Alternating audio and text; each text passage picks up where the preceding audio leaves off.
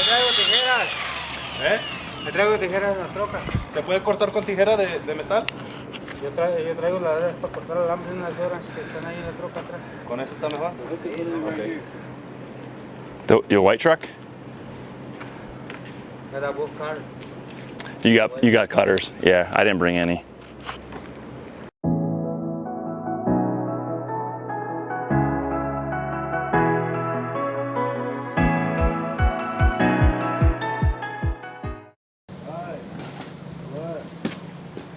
Okay. No, así no. Enséñale bien si le vas a enseñar. Fíjate, ponle el nivel ahí al piso y ponle. YouTube land, what's good? Welcome back. If this is your first time, welcome to the Built by Bailey's YouTube channel. All right, what do we got on this one? This episode is going to be all about how to form and pour flatwork and concrete stairs. So this project came about because of a sewer line repair that I had to do at one of the properties I own. And since we got all the sewer taken care of, we are now going to go ahead and finish demo of any concrete we need, and then I'm going to go ahead and take care of the stairs that are out front that had been deteriorating for a while as well. Kill two birds with one stone, as they say. So in this episode, I'm going to show you how to form flatwork and pour it, and the correct way to do all of the above. All right, so we've got some demo completion we got to happen in the back. You can see here we're actually getting everything out of the way. We're actually finishing demo and starting to form and level everything at the same time. Time is of the essence in construction. So step one here is removal of the remaining concrete landing that you see in front of us by means of breaker and then handheld breaker as well, just to kind of get around some of the door areas. I needed to be careful that I wasn't going to pull out any of the existing masonry. So this building was built in the 1950s. This is original brick that you're seeing behind all of us standing there. And we had actually some existing dowels, which, shocker, was done correctly, at least correctly enough, way back when. And I wanted to make sure that I didn't take that big breaker and then rip away any unneeded masonry as we were just demolishing the stairs and the landing as well. So care was taken here for sure. Just to make sure that we didn't have any extra work, unneeded work that was happening here. Definitely plenty of money spent and labor executed for this project that I really wasn't anticipating. So that's done.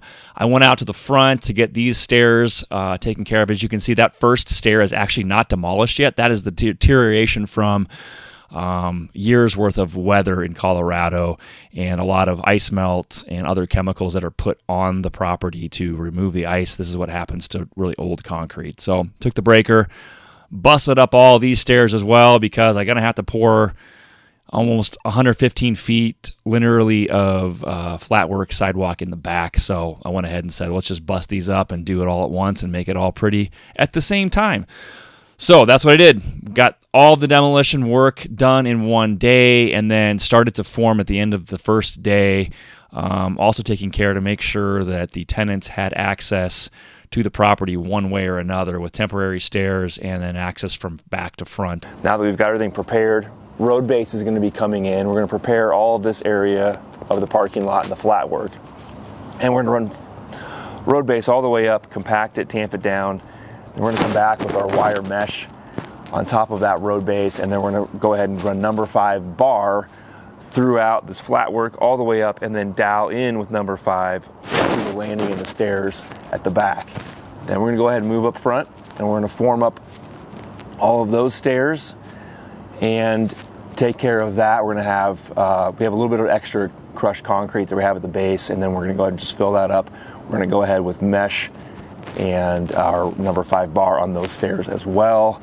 I'm making these new stairs a little bit bigger up front, which you're going to see in part of this video, and that'll just be easier to go up and down the stairs. Current code, this is a very old building, and those stairs that were formed the first time many years ago are no longer current code, so new calculations on those stairs. I'll show you how we did all that as well.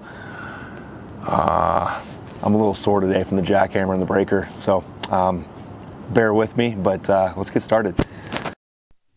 Okay, so what you're seeing here are the risers for our stairs. calculating stairs is actually fairly simple.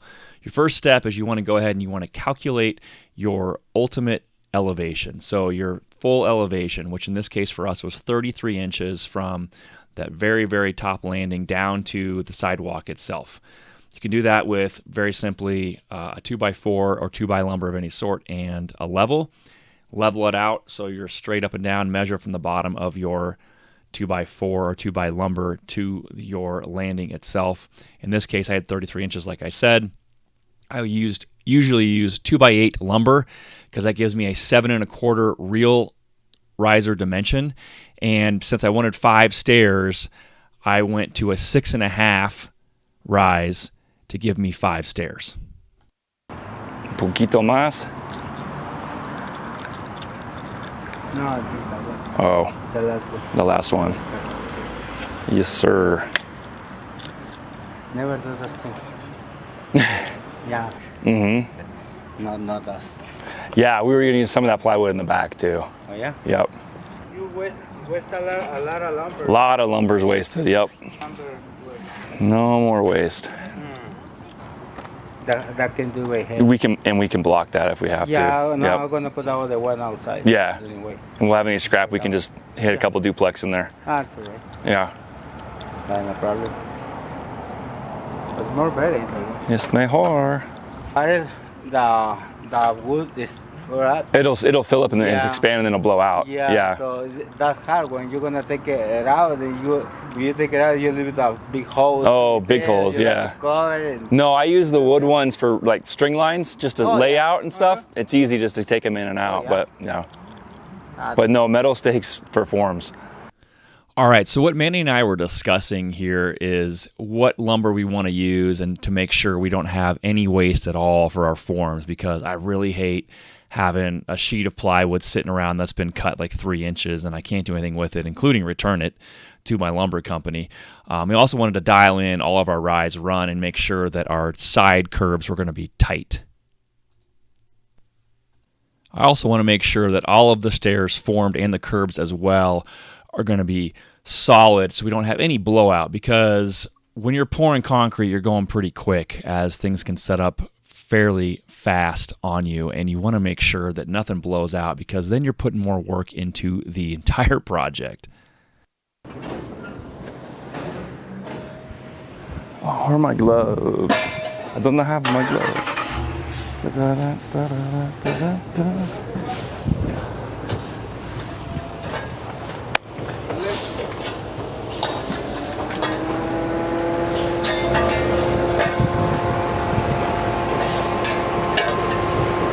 Ahí está bien. Dale vuelta para atrás.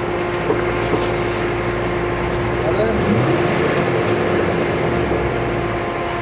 R is for reverse. Straight, keep going.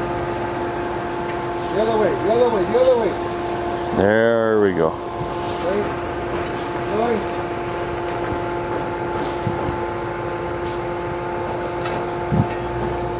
Ahorita otra. Now the fun part.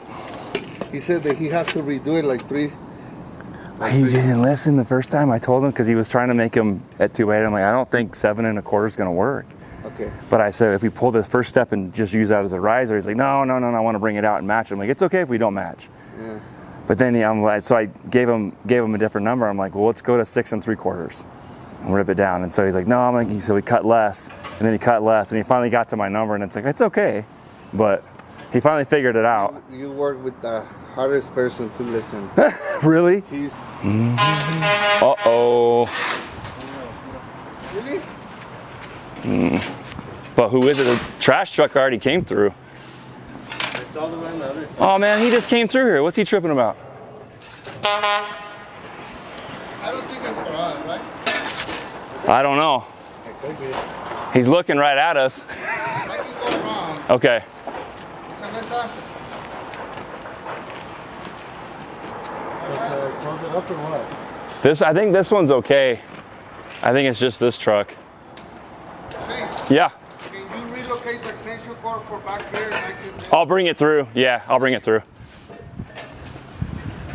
Ahí mero. This guy, man, 2 trips through the alley. That's right, the fun part.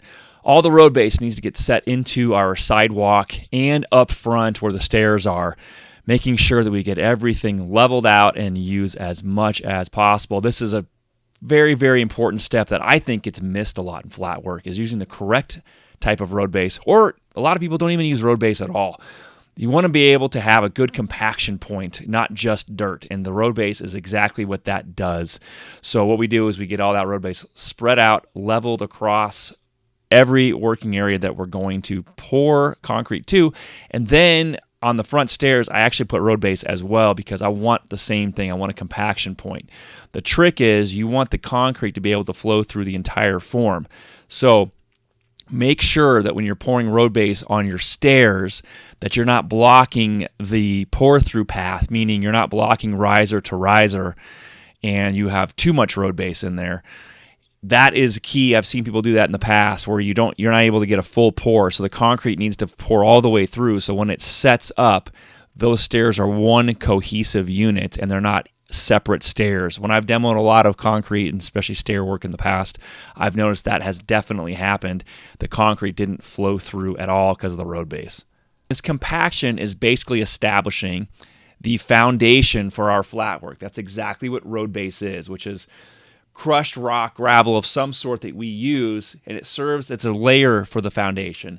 And then what that does is once the compaction happens is it's just helping to distribute the weight of all of the live load that's going to go on to flat work, vehicles, people, additional exterior improvements, maybe even a pergola if we're putting that between some caissons.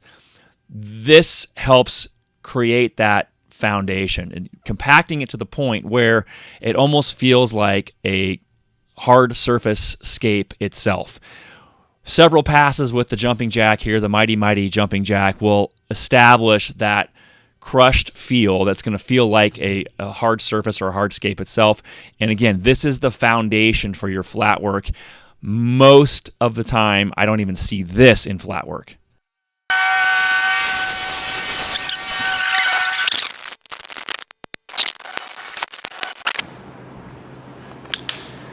Did you show him what happened? Did you get a puncture? Mr. Superman? I just got my tetanus shot from this though. And then all along my arm too. From I was walking the truck? on the back of the truck, like on the bumper, strapping it down, and my foot slipped and I landed right on the stage. No bueno. Yeah. All right, next step, wire mesh. The Subbase is compacted, and we're going to roll out our wire mesh. This is number 8. People have asked me in the past, do I need wire mesh for sidewalks? The answer is yes every time. You do not need rebar in your sidewalk if it's less than 5 inches thick. Any thicker than that, you better start running some rebar. In this case, I have an area here that's been cut out from the sewer line repair that was actually driveway as well. It's a parking area for cars, as you can see in this video. And I do actually have to drop in some number 5 bar in here as well, even though it's a small section. I went ahead and go and reinforce that because we've got cars parking on top of that section. The rest of the sidewalk just requires number 8 mesh.